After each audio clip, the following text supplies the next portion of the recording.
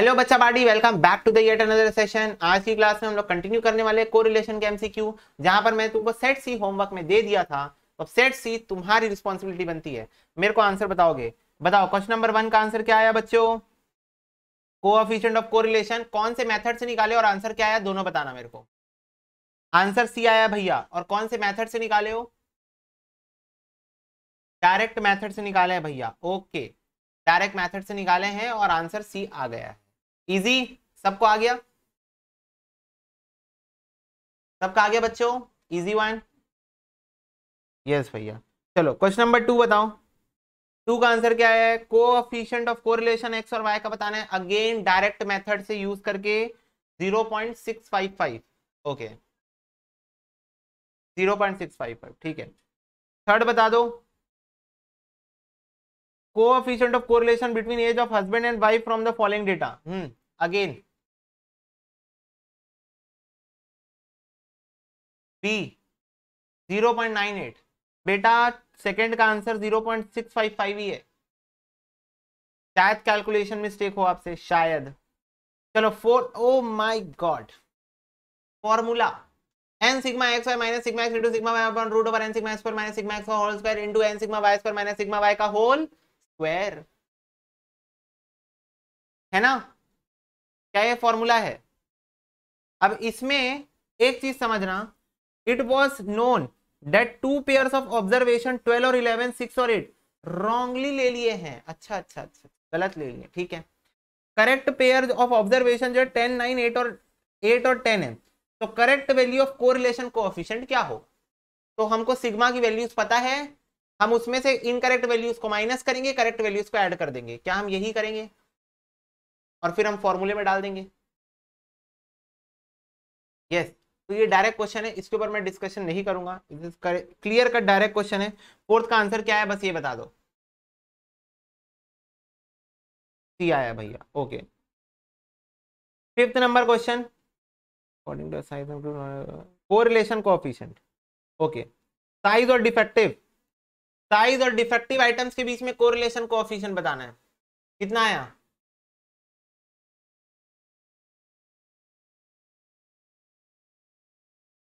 बेटा साइज और डिफेक्टिव्स के बीच में बताना है।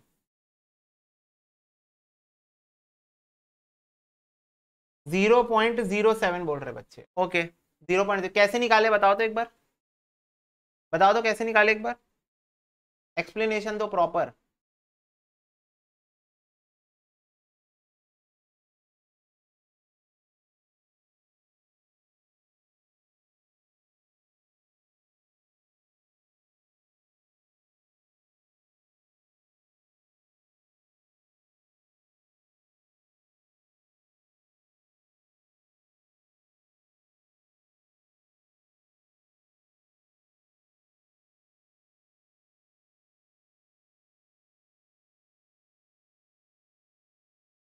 डिफेक्टिव है 25 डिवाइडेड बाय 250 इंटू 100।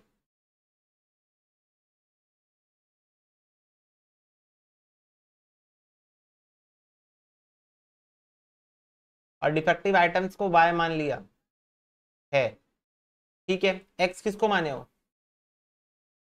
तो x कौन है?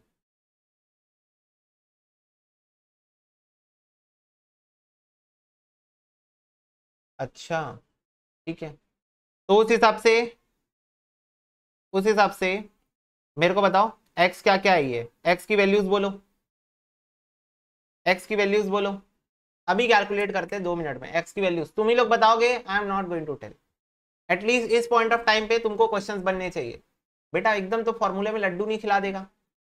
10, 12, 14, 16 और 18। और y की वैल्यू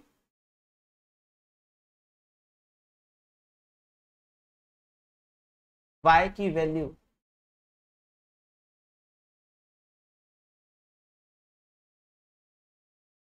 10, 20, 15, 15, 13.33। ओके, और फॉर्मूला कौन सा लगेगा? कार्ल पियर्सन को लगेगा या स्पीयरमैन लगेगा? कार्ल पियर्सन या रैंक? यस, कार्ल पियर्सन लगेगा। तो बताओ कार्ल पियर्सन लगेगा n 1 2 3 4 5। सिग्मा एक्स वाई की वैल्यू बताओ। सिग्मा एक्स वाई तुम लोग कैलकुलेट किए तो तुम लोग तुरंत बताओगे आंसर, है ना, किए हैं कैलकुलेट तो तुरंत बताओगे। Minus sigma x into sigma y, sigma x की वैल्यू अलग बताओ, सिग्मा वाई की वैल्यू अलग बताओ।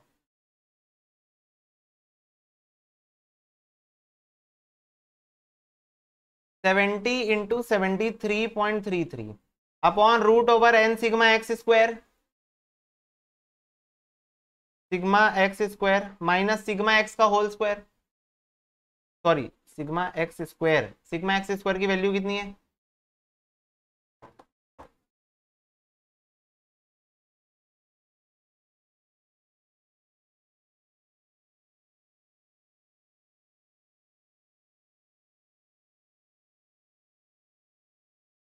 One zero two zero. अच्छा n sigma x square minus sigma x का whole square, n sigma y square, sigma y square की value बताओ। 1128 माइनस सिग्मा वाई का होल स्क्वायर। चलो अब देखते हैं इसको सॉल्व करके आंसर आ रहा है कि नहीं। If yes then we can say हाँ भाई तुम लोगों ने की नहीं है कुछ गड़बड़ी। Memory plus 70 into 73.3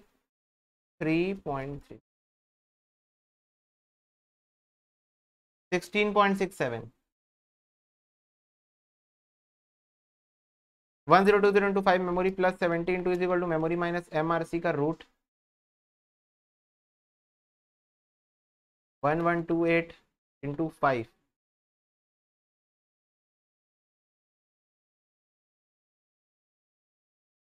16.1932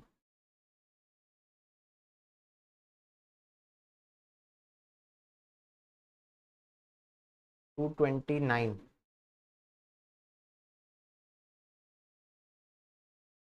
0.07। Okay well done, well done.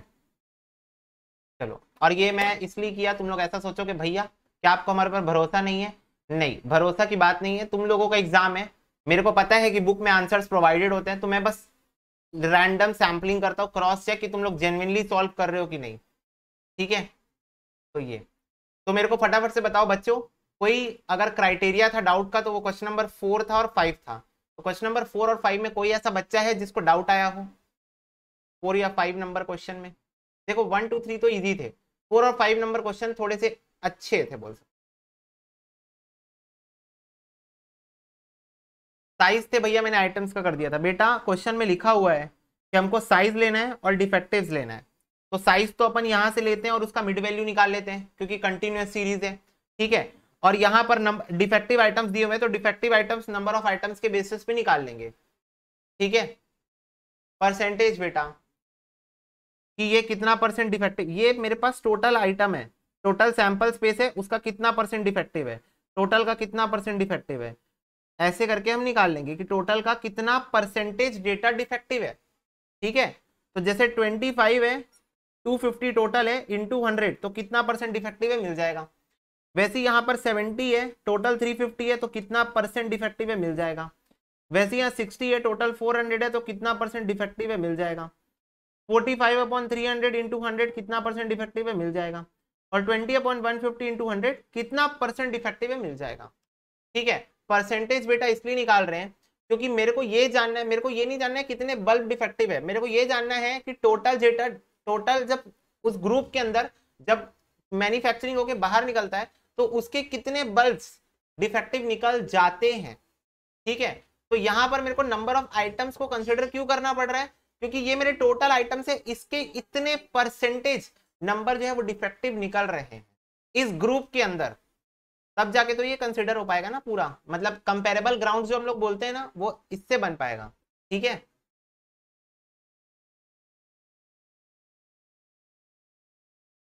ठीक है, आगे बढ़ू मैं क्वेश्चन नंबर 6 में। ये क्वेश्चन नंबर 4 भी बता दो, लो भाई लो। Question number 4, sigma x y is equal to 414, sigma x is equal to, देखो मैं तुम लोगों को एक बात क्लियर बता दे रहा हूं बेटा, प्रोफेशनल एग्जाम हम लोग दे रहे हैं, we can not expect like ये सेम चीज तो क्लास 11th में भी है ना स्टैटिस्टिक्स में, तो ये सब जो डायरेक्ट क्वेश्चन होते हैं वो उनके लिए हैं, हमको थोड़ा सा डिफिकल्टी लेवल बढ़ा के ही क्वेश्चंस को दिया जाएगा। डायरेक्टली अगर दे दें तो फिर तो कोई बात ही नहीं बनेगी ना। सिग्मा वाई 90 है, सिग्मा एक्स स्क्वायर 600 है, सिग्मा वाई स्क्वायर 300 है, नंबर ऑफ आइटम्स 30 है, और बोल रहे हैं कि हमने दो पेयर 12 11 6 8 रॉन्गली ले लिए,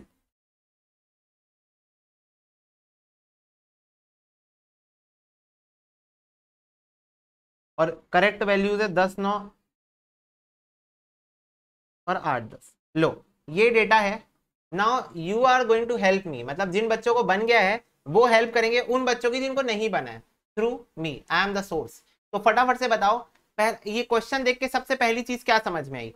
हाँ, कुछ तो भी रॉन्ग डेटा इसके अंदर घुस गया है। बोलो, सबसे पहले चीज यही समझ में आई क्या, कि कुछ तो भी रॉन्ग डेटा इसके अंदर में घुस गया है। अब मेरे को क्या करना है, मेरे को करेक्ट डेटा इंसर्ट करना है। एक मिनट रुको।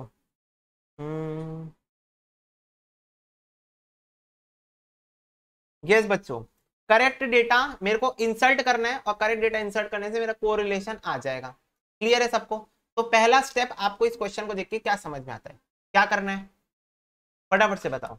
कहां कहां से रॉन्ग डेटा हटेगा और कैसे कैसे हटेगा ये बताओ। हर हर हर इसके अंदर मैं और इजी बना देता हूं। हर इसके अंदर ये एक्स है और ये वाई है। लो, और इजी बता दिया। करेक्ट सिग्मास निकालना है, तो चलो पहला सिग्मा निकाल लेते हैं हम। सिग्मा एक्स वाई 414 है। इसके अंदर क्या प्लस होगा और क्या माइनस होगा, इन दो ब्रैकेट्स को, इन चार ब्रैकेट्स को देख के बताओ क्या प्लस होगा और क्या माइनस होगा विद बायफॉर्गेशन। सिग्मा एक्स वाई है, मतलब एक्स इंटू वाई गलत डला हुआ है, तो एक्स इंटू वाई गलत को हटाना है। तो कैसे हटेगा एक्स इंटू वाई गलत? क्या मैं माइनस करूं 12 इंटू 11 को? हाँ भैया, बस 12 इंटू 11 को माइनस करूं, और कुछ नहीं। हो गया? यस, 6 इंटू 8 को भी माइनस करो। क्यों? क्योंकि ये दोनों मल्टीप्लाई हुए हैं एक्स इंटू वाई, और इसके अंदर जाके बैठे हैं गलत। अब सही वाले को प्लस कर दो भैया। तो प्लस करूंगा 10 इंटू 9 अंदर होना चाहिए, और 8 इंटू 10 अंदर होना चाहिए। फटाफट से सारे बच्चे मेरे को करेक्ट सिग्मा एक्स वाई बता देंगे कितना आया। करेक्ट सिग्मा एक्स वाई कितना आया मेरे को 2 मिनट में बताओ। 404, वेरी गुड। चलो नेक्स्ट, सिग्मा एक्स कितना है 120। इसमें से क्या माइनस होगा और क्या प्लस होगा बताओ। फिर से ये चार ब्रैकेट्स को देखो, इसके अंदर सिग्मा एक्स मतलब एक्स की वैल्यूज गलत कौन सी बैठी होगी, कौन सी 12, एक 12 गलत बैठी होगी और एक 6 बैठी होगी, और कौन सी सही बैठनी चाहिए? देखो गलत वैल्यूज को मैंने हटा दिया है, अब सही वैल्यूज बताओ कौन सी होनी चाहिए। 10 होनी चाहिए और 8 होनी चाहिए। Very good. तो बताओ करेक्ट सिग्मा एक्स कितना आ गया? 120 आ गया। 120 आ गया फिर से, अच्छा हाँ 18 हो जाएगा। सिग्मा वाई 90 है, तो इसको भी ऐसे ही करेंगे। सिग्मा वाई 90 है, इसमें से इनकरेक्ट 9 क्या है 11, सॉरी इनकरेक्ट वाई है 11 और 8, और करेक्ट क्या है 9 और 10, 9 और 10। तो बताओ करेक्ट वाई कितना आ गया? 18 और 19, अच्छा हाँ ये भी 90 आ जाएगा फिर से। ओके, तो ये मेरा करेक्ट आ गया, ये मेरा करेक्ट आ गया, ये मेरा करेक्ट आ गया। ओके, नंबर ऑफ टर्म्स क्या सेम रहने वाला है? फटाफट से बताओ, नंबर ऑफ टर्म सेम रहने वाला है बच्चों? बोलो।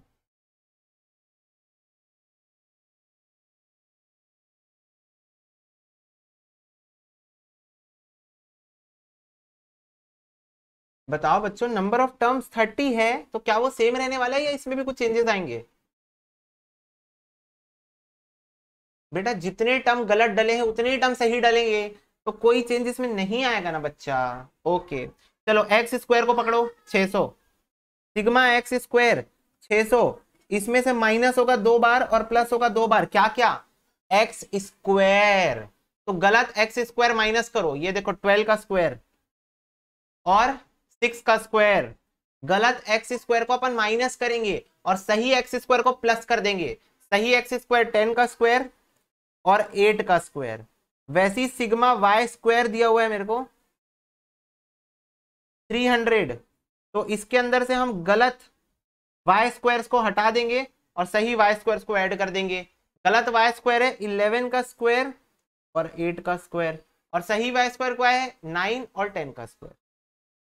ये है मेरे सही वाई स्क्वायर्स। तो चलो बताओ कितना आ रहा है, फटाफट से सारे बच्चे मेरे को बताएंगे सिग्मा एक्स स्क्वायर और सिग्मा वाई स्क्वायर का कितना आ रहा है सही वाला, बताओ भाई।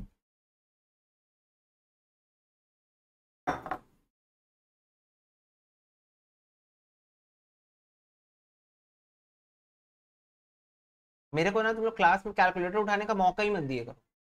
You need to make it super fast.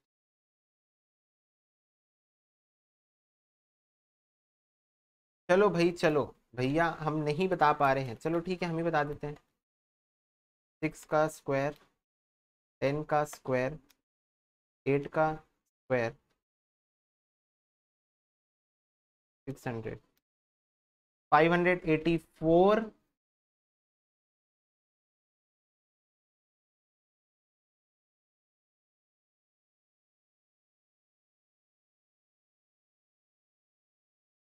296।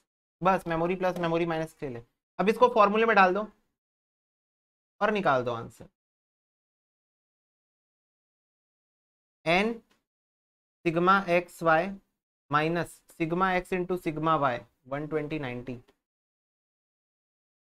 Upon root over n sigma x square 584 minus sigma x का whole square n sigma y square 296 minus sigma y का होल स्क्वायर। तो just we need to solve this. तो हो जाएगा 30 into 404 memory plus 120 into 90 memory minus MRC, तो हो जाएगा 1320।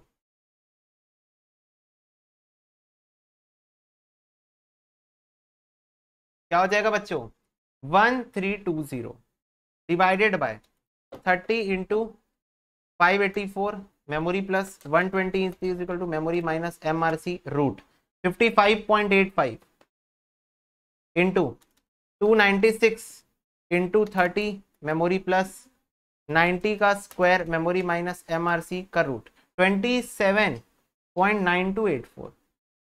अब इसको हम सॉल्व कर देंगे 55.85, तो ये आ रहा है 111560। तो ये आ रहा है कुछ 0.85 अप्रोक्सीमेट। कितना आ रहा है 0.85 अप्रोक्सीमेटली, मतलब वही 846 तो 85। क्लियर सबको? तो इस हिसाब से इसका आंसर 0.846, हाँ 846 ही आ रहा था, तो मैं उसको राउंड ऑफ कर दिया 85। क्लियर है? बताओ ना, इजी था क्या? इस वाले पोर्शन को देखो, क्या किए हम, नेगेटिव जो गलत वैल्यू थी उसको हटाते गए और जो पॉजिटिव वैल्यू थी उसको डालते गए। इससे ज्यादा कुछ किया हमने नहीं, इससे ज्यादा हमने कुछ किया नहीं, कोई मुद्दा ही नहीं है इससे ज्यादा करने। ओके भैया, चलो बेटा चलो नेक्स्ट 6 नंबर क्वेश्चन का आंसर बता देंगे बच्चे फटाफट से, 2 सेकंड के अंदर 6 वाले क्वेश्चन का आंसर मेरे को बता दो। डी भैया डी, डी आंसर। ओके चलो, इस पे कोई किसी को कोई डाउट है? इस वाले क्वेश्चन पे किसी को कोई भी डाउट है क्या?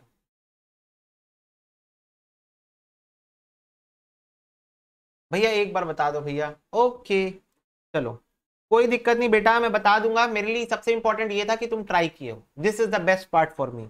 फॉर टू वेरिएबल एक्स और y it is known that covariance of x y 8 है। डेटा लिख लेता हूं ना मैं।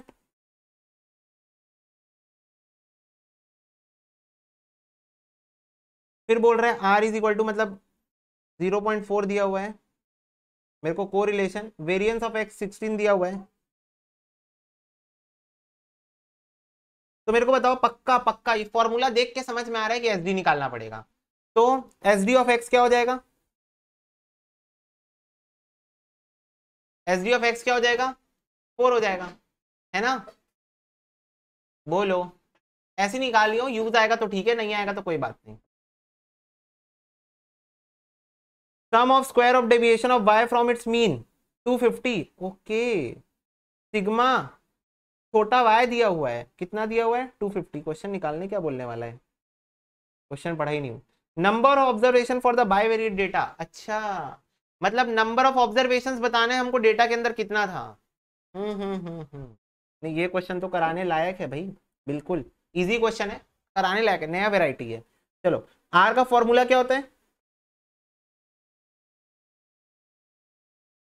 यही होता है क्या? यस भैया, देखो मेरे को डेटा दिया हुआ है 0.4 आर का, कोवेरियंस 8 दिया हुआ है, एस डी ऑफ एक्स 4 है और एस डी ऑफ वाई मुझे नहीं पता, तो क्या मैं एस डी ऑफ वाई यहां से निकाल सकता हूं?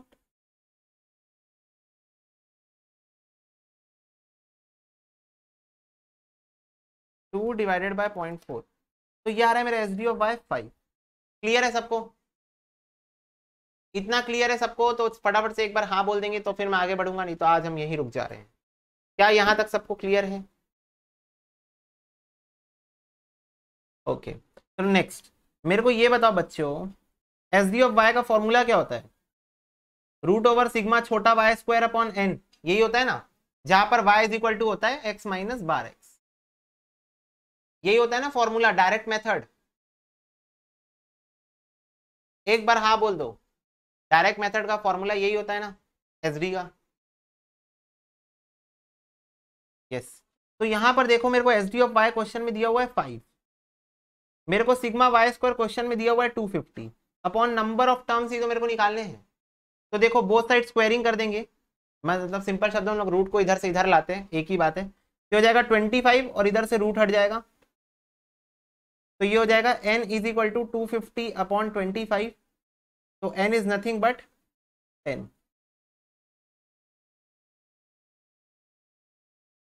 लो जी, n की वैल्यू 10 आ गई। Is it clear to you all? अब तुम लोग बोलोगे भैया बायवेरिएट डेटा का मेरे को नंबर ऑफ टर्म्स, तो बेटा बायवेरिएट डेटा में x और y के नंबर ऑफ टर्म्स तो सेम ही होते हैं ना, x और y के नंबर ऑफ टर्म्स सेम हुए होंगे तभी तो कोरिलेशन निकला होगा, x में 20 डेटा y में 10 डेटा, ऐसे में कोरिलेशन नहीं निकलता है। ठीक है, चलो इसको नोट डाउन कर लो फास्ट। ठीक है बच्चा पार्टी, हो गया नोट?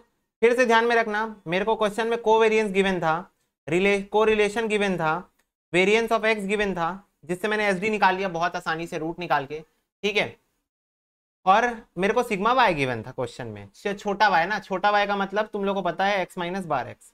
तो मैंने सबसे पहले कोवेरिएंस वाला मतलब कोरिलेशन वाला फॉर्मूला लगाया जिसमें कोवेरिएंस यूज होता है। ठीक है, और उससे मेरे को एसडी ऑफ 5 बड़ी आसानी से मिल गया, ये वाला हम लोग बहुत बार कर चुके हैं। इसके बाद मेरे को ध्यान में आया मेरे पास एसडी का फॉर्मूला है, मेरे को एन निकालना था, टारगेट याद रखो, मेरे को नंबर ऑफ टर्म्स निकालने थे, तो कोई ऐसा फॉर्मूला यूज करना था जिसमें मेरे गिवन डेटा यूज हो जाए और नंबर ऑफ टर्म्स भी आ रहा हो एट अ सेम टाइम। तो मेरे को स्टैंडर्ड डेविएशन का डायरेक्ट मेथड का फॉर्मूला याद आ गया, सिग्मा छोटा Y square upon number of terms. तो मैं क्या किया, सिग्मा छोटा वाई स्क्वायर मेरे को गिवन था डाल दिया, एस डी ऑफ वाई डाल दिया और मैंने इसको सॉल्व कर दिया नॉर्मली, तो एन इज इक्वल टू 10 आ गया मेरा। क्लियर है सबको? यस भैया। चलो रैंक कोरिलेशन बता दो, सेवेंथ का आंसर, सेवेंथ का आंसर रैंक कोरिलेशन कितना आया? डी 0.57, सारे बच्चे वही आंसर दे रहे हैं। ठीक है चलो एट्थ का बताओ, बोटेनी और zoology, serial number, marks in botany, marks in zoology, rank correlation बताओ।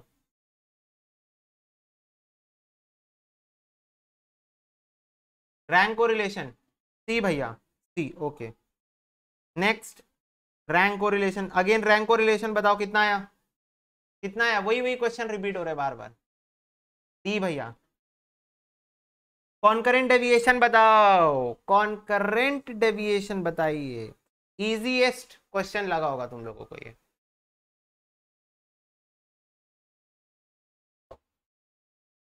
हैं सब अलग अलग आंसर कैसे दे रहे हो? 857 यानी कि 8678 89, सी है बेटा इसका आंसर, सी है, सी है इसका आंसर बेटा। 0.78 तो ऑप्शन में ही नहीं है। ठीक है चलो फिर से कॉन्करेंट डेविएशन 11th का आंसर बताओ, कॉन्करेंट डेविएशन 11 का आंसर ए। इसके बाद से आई थिंक रिग्रेशन चालू हो गया है, इसके बाद से रिग्रेशन है। ठीक है, तो ये हम लोग रिग्रेशन पढ़ने के बाद डील करेंगे। एक बार यहां पर आ जाओ फटाफट से, फिर से हम लोग एमसीक्यू की एक और सेट को सॉल्व करने वाले हैं यहाँ पर। चलो रेडी हो? मेजोरिटी क्वेश्चन ऑलरेडी डन है इसमें, मेजोरिटी क्वेश्चन ऑलरेडी डन है अगर तुम लोग देखोगे तो। चलो, bivariate data are the data collected for, bivariate data किस चीज के लिए करेक्ट होता है? दो वेरिएबल, मोर देन दो variable, two variable simultaneously, two variable at different point of time. उसी क्वेश्चन को घुमा के दिया है, उसी क्वेश्चन को जो पहले कर चुके घुमा के दिया है। साइमल्टेनियसली का मतलब क्या होता है? साइमल्टेनियसली का मतलब क्या होता है? साइड बाय साइड कलेक्ट करना दो वेरिएबल्स को, साइड बाय साइड मतलब सेम टाइम। यस, उसी क्वेश्चन को घुमा के दिया है सी। सिंपल कोरिलेशन को हम क्या बोलते हैं? लीनियर, नॉन लीनियर, बोथ और none of this. Simple correlation को क्या बोलते हैं?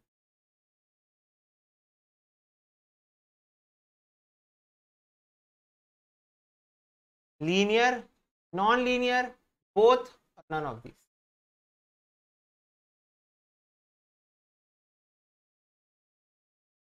लीनियर कोरिलेशन सिंपल होता है, क्योंकि नॉन लीनियर सिंपल नहीं होता है।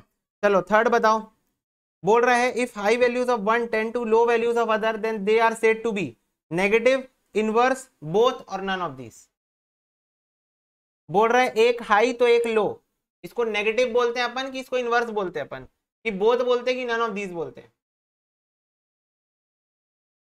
बताओ बच्चों, मेरे को एक बात बताओ, नेगेटिव और इनवर्स का मतलब सेम हो जाएगा? सबसे पहले मेरे को यही बताओ। नेगेटिव रिलेशनशिप का मतलब एक दूसरे से दूर भागना, इनवर्स का मतलब भी होता है एक दूसरे से दूर भागना, तो क्या दोनों का मीनिंग ही सेम है? हाँ, तो इसलिए इसका आंसर सी होगा। कोरिलेशन को मैं पॉजिटिव कब बोल सकता हूँ ये बताओ? When I can say that correlation is positive?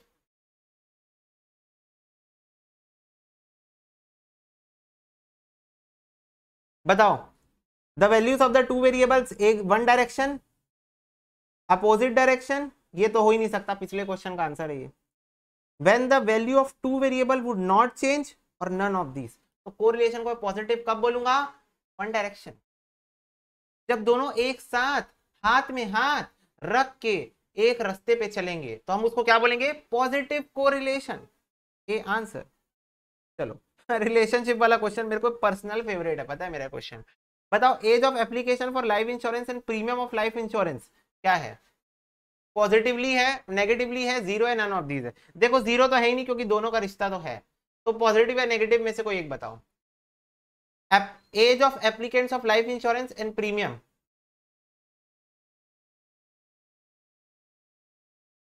तुम लोग को पता है? तुम लोग को पता है जितने ओल्ड एज लोग होते हैं उतना ज्यादा उनसे लाइफ इंश्योरेंस प्रीमियम लिया जाता है। क्यों? क्योंकि उतनी ज्यादा प्रोबेबिलिटी है कि इन लोगों को लाइफ इंश्योरेंस का वो क्लेम देना पड़ेगा। ठीक है, और तुम लोग जितने ज्यादा जवान हो, तुम जितने ज्यादा यंग एज के हो, उतना तुमसे कम प्रीमियम लिया जाता है। क्यों? क्योंकि प्रोबेबिलिटी कम है कि तुम्हारे साथ कुछ कंटिजेंसी होगी, तुम्हारे साथ कुछ मिस हैपनिंग होगी, तो इसलिए तुमसे कम प्रीमियम चार्ज किया जाता है। तुम पूछना कोई इंश्योरेंस वाला तुम्हारे पहचान का होगा तो, कि ज्यादा एजेड लोग रहते हैं उनको इंश्योरेंस प्रीमियम ज्यादा देना पड़ता है अगर तुम वो पॉलिसी ले रहे हो। क्यों? क्योंकि उनको बहुत सारी डिसीजेस हो सकती है, तो वो मे बी हेल्थ इंश्योरेंस ले रहे हो। ठीक है, और उस डिसीज के वजह से उन लोगों को लाइफ की भी थ्रेट हो सकती है, तो लाइफ इंश्योरेंस ले रहे हो। भाई सबसे बड़ा मुद्दा ये है कि अगर तुमको कोई सीवियर डिसीज है तुमको लाइफ इंश्योरेंस मिलेगा ही नहीं। ये बात पता है तुम लोग को? अगर तुम्हारे को कोई सीवियर डिसीज है तुमको लाइफ इंश्योरेंस नहीं मिलेगा।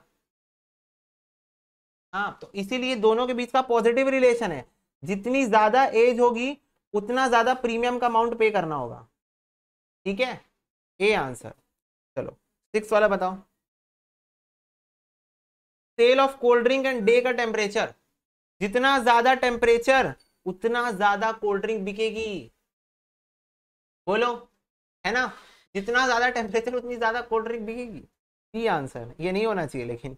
As of husband and wife, age of husband and wife, positive, negative, zero, none? Husband और वाइफ, भाई ये तो तुम कुछ भी छोड़ दो। Age of me and you बता दो, मेरे और तुम्हारी एज का कोरिलेशन क्या है? पॉजिटिव ही होगा, दोनों की एज बढ़ेगी, कम तो होती नहीं है। ऐसा थोड़ी होता है कि ऊपर जाएगा नीचे जाएगा, दोनों की एज हर साल बढ़ती है, तो कोरिलेशन तो है, हर साल इंक्रीज होती है। ठीक है, हर साल इंक्रीज होती है।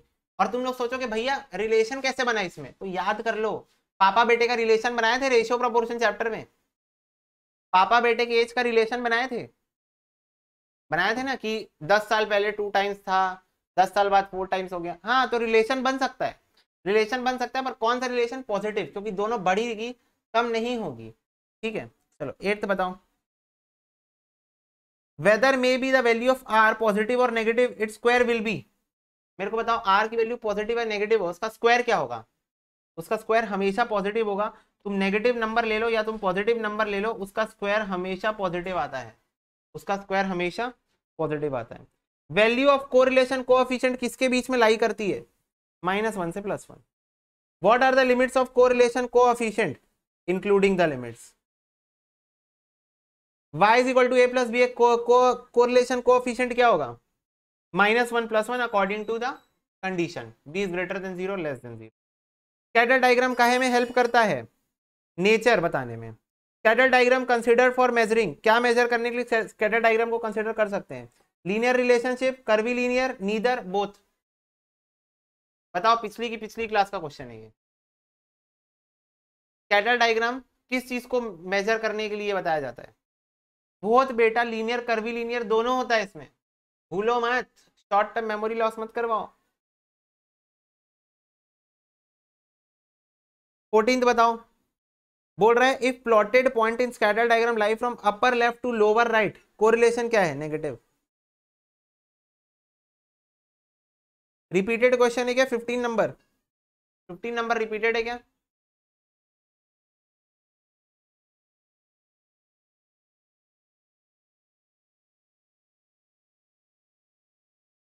कैलकुलेट कर लो। कोएफिशिएंट ऑफ कोरिलेशन x और y के बीच में 0.28 है, इज इक्वल टू कोवेरियंस है 7.6 अपॉन वेरियंस ऑफ x 9 है, मतलब SD 3 होगा, तो SD ऑफ y कितना आ जाएगा? कैलकुलेट कर लो, 1 मिनट लगेगा। 0.28 इंटू 84, 9.04, 761, यानी कि 9.05। इजी, फटाफट से बताओ, इजी। अब ऐसे लग रहा है स्पीड कॉन्फिडेंस दोनों बढ़ रहा होगा, कोरिलेशन के एमसीक्यू में तुम्हारा स्पीड और कॉन्फिडेंस दोनों कंपाउंडिंग स्पीड से बढ़ रहा होगा। यस भैया, बताओ, टू वेरिएबल एक्स और Y, covariance variance of X and variance of Y ये है, तो बताओ कोवेरियंस 44, 256 का रूट कितना होता है? मैं बार बार भूल जाता हूँ। 16 कितना हो जाएगा? 16 into 4, 64, 40 divided by 64, 0.625। Repeated question है, रिपीटेड क्वेश्चन है, बी आंसर है। क्लियर? रिपीटेड।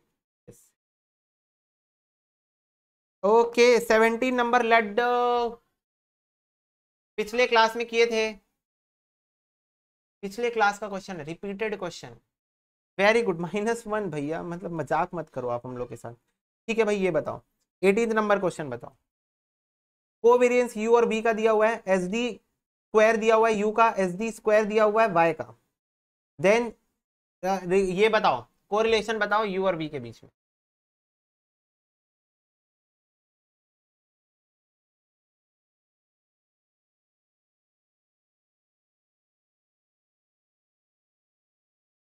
क्या है बच्चों इसका आंसर?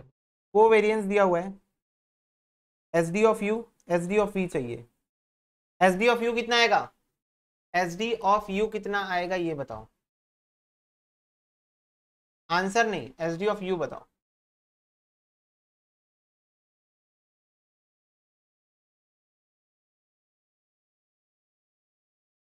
चलो बताओ बच्चों।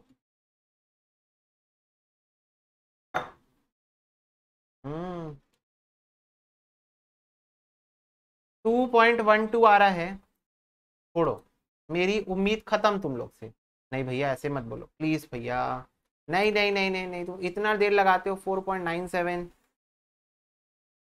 0.603, बी आ गया आंसर, बी आ गया ना आंसर। बस ये ध्यान में रखना, तुमको स्क्वायर्स दिए हुए थे, क्या दिए थे? स्क्वायर। मेरे को स्क्वायर थोड़ी चाहिए, मेरे को स्क्वायर नहीं चाहिए है भैया, मेरे को एस डी चाहिए, एस डी ऑफ यू। तो ये हो जाएगा √/4.5, एस डी ऑफ वी ये हो जाएगा रूट ओवर 5.5, तब फिर एच डी आएगा ओरिजिनल 2.12 2.34। ठीक है, बस इस चीज का ध्यान रखना एंड दैट्स इट।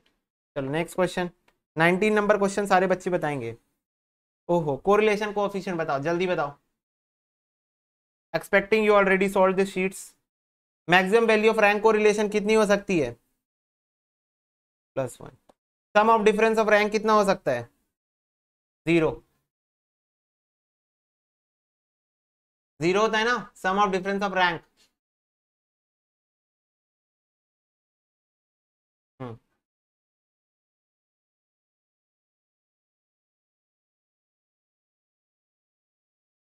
चलो नेक्स्ट 22।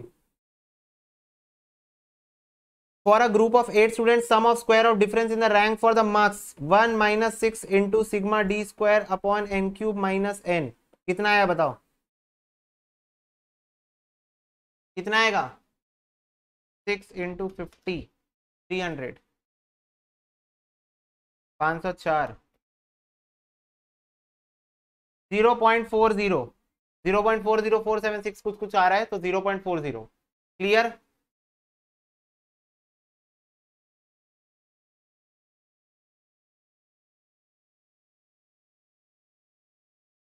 बोलो भैया ये 0 कैसे होगा? बेटा 21 क्वेश्चन, एक रैंडम एग्जांपल लेते हैं। चलो हम लोग एक रैंडम एग्जांपल ले लेते हैं, मान लो 2 1 3 4 5, ठीक है 1 3 5 2 4। चलो डिफरेंस निकालो, डी निकालो, R1 - R2 कितना आ रहा है ये? 1 - 2 -2 2 1। बताओ कितना आएगा इसका सम? सम ऑफ डी कितना आएगा ये बताओ। हम लोग सम ऑफ डी स्क्वायर निकालते हैं, मैं तुमसे सम ऑफ डी पूछ रहा हूँ। 1 + 1 2 और 2 2 4 हो जाएगा। 4 और -4 कितना हो जाएगा? 0। और तुम किसी भी रैंडम क्वेश्चन में ट्राई कर लो, सिग्मा डी हमेशा 0 आता है, इसलिए हम लोग सिग्मा डी स्क्वायर निकालते हैं। पॉइंट ये है, तुम लोग को कभी ये चीज ध्यान में इसलिए नहीं रही क्योंकि जब भी मैं सॉल्विंग करा रहा था मैं तुम लोग को बोल रहा था डी का साइन इग्नोर कर देना। क्यों इग्नोर कर देना? क्योंकि at the end of the day D से मेरे को कोई काम ही नहीं है, मेरे को तो डी स्क्वायर से लेना देना है, तो इसलिए मैं तुम लोगों को इग्नोर करवा दे रहा था डी साइन साइन लेना, इसलिए तुम लोग इसको कभी नोटिस नहीं कियोगे। तो आज नोटिस कर लिए, तो 21 क्वेश्चन का ये प्रूफ है। चलो 23 नंबर क्वेश्चन बताओ। कल किए थे, कल किए थे ना same question solve, -1/3 same question solve किए थे। चलो हो गया, 23 क्वेश्चन थे बस इस सेट के अंदर। तो इसके साथ मैं बोल सकता हूँ कोरिलेशन की all the variety of questions हमने कवर कर लिए हैं। इसी के दायरे के अंदर क्वेश्चंस एग्जाम में पूछे जाते हैं, इसी के आसपास के क्वेश्चन एग्जाम में पूछे जाते हैं। ठीक है, कोरिलेशन के क्या बोलते हैं, जितने भी एमसीक्यू के क्वेश्चन हम लोग वैरायटी कर सकते थे हमने किए, और मुझे लगता है एक अच्छे अमाउंट की स्पीड हम लोगों ने मेंटेन की है सॉल्यूशन के दौरान पे। और उसके अलावा हम लोगों का क्या बोलते हैं कोरिलेशन का जो जितना भी पोर्शन हो सकता था वो सब पूरा हो गया। इसके अलावा मैं अगर कुछ क्वेश्चन कराना चाहूँ तो मैं प्रोबेबल एरर के ऊपर क्वेश्चन कराऊंगा डेफिनेटली, और स्टैंडर्ड एरर के ऊपर। ठीक है, फिर इसके बाद अब रिग्रेशन में भी कोरिलेशन का कॉम्बो आएगा, ये चीज ध्यान में रखना कि रिग्रेशन में भी कोरिलेशन आएगा। जैसे कोरिलेशन में स्टैंडर्ड डेविएशन मीन वीन सब आ गए ना, वैसे यहां पर भी कोरिलेशन जो पढ़े वो रिग्रेशन में आएगा। नेक्स्ट क्लास हम लोग रिग्रेशन स्टार्ट कर देंगे। ठीक है, सबको क्लियर है? बोलो बच्चों। ओके भैया, चलो God bless you, take care and bye bye.